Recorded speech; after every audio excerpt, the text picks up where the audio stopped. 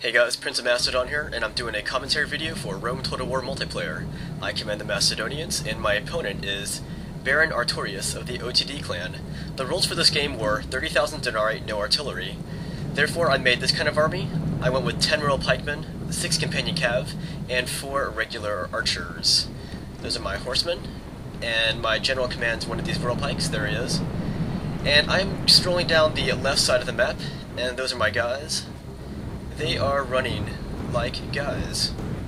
Not sure what that means.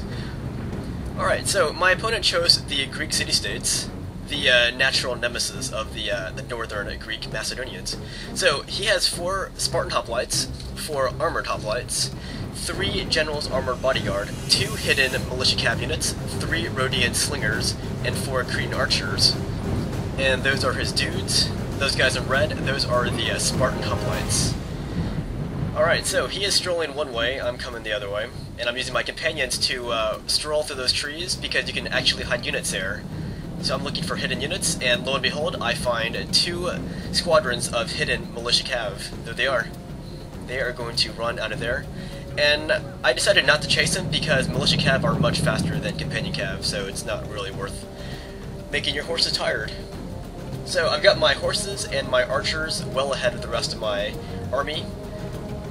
And we're going to look at what my opponent is doing. He is moving his troops back the other way now, when he sees where I'm going. And here you can see my opponent put his general in one of his Spartan hoplite units.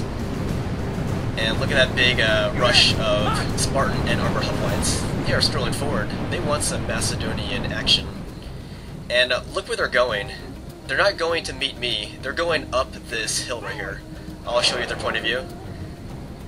So he is going up that way. He has his archers and his slingers facing me, but the rest of his hoplites, they are going right up that hill there.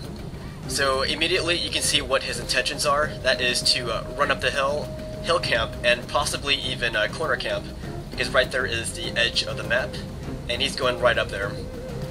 So I have to do everything in my power to prevent this.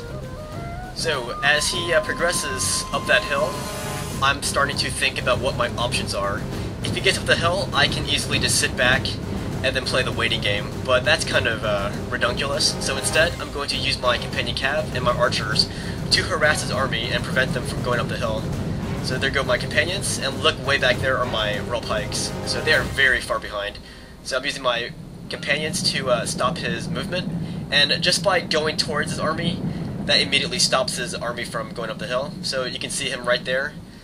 They have momentarily stopped, but when he sees my companions pulling back, he decides to resume his race up the hill. So you can just see his armored hoplites and Spartans and generals armored bodyguard and his Rhodian slingers and Cretans. They are running up that hill. He wants to take command of that hill and sit on top of it like a Humpty Dumpty. So this time, instead of just threatening to attack with my companions, I'm going to actually mix it up with his hoplites and his slingers and archers. I have to physically put my companions right in there with his army. That's the only way to prevent his hoplites from going up that hill. And that'll give my royal pikes enough time to get over there. You can see they're way back there. So I might have to sacrifice my companions to accomplish my mission here. And look at that, I smacked right into one of his hoplites there by accident. And I'm taking the rest of my dudes. I'm going to skirt around and go for his horse units and his missile units. And look at that, my guys are using their spears, and they're also using their blades, whichever they want. And look at that, by accident I charge into his Spartan hoplites, who are in phalanx mode. And I'm going right into that big mass of slingers and Cretan archers. And look in the very back, my royal pikes are still racing towards that hill there. Because my companions are trying to buy enough time for my royal pikes to prevent his dudes from hill camping.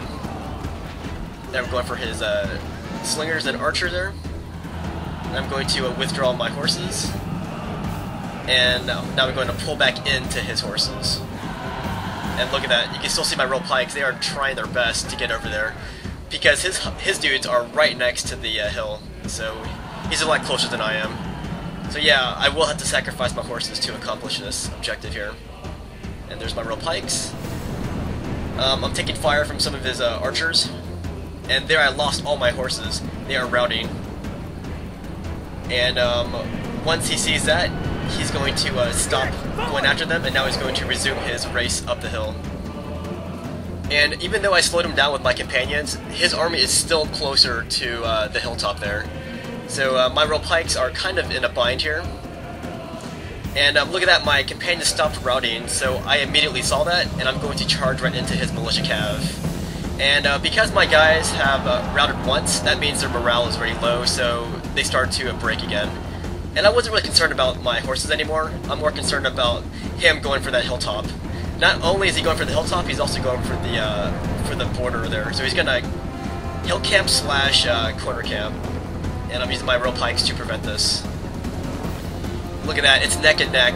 This is basically like an old Olympic sport here. And there he stops moving. He puts his guys in phalanx mode, and that's when I decide to use my micro to get around his uppermost Spartan unit, and I'm going to flank him. So look at that. I'm flanking the very edge of his Spartan flank there. And I'm using all my royal pikes to basically get behind his army now, because there's a little bit of space behind his phalanx. And there I outmaneuvered his armored hoplites as they tried to get around that little gap there. And seeing that his army had been outmaneuvered by me, he decided to terminate the game. And he did that so that I could not save the results. But what he didn't know is that I was recording the game live, so look at that, bam! Those are the live results. So I guess I tortured him a second time there. Anyways, hope you guys enjoyed this battle.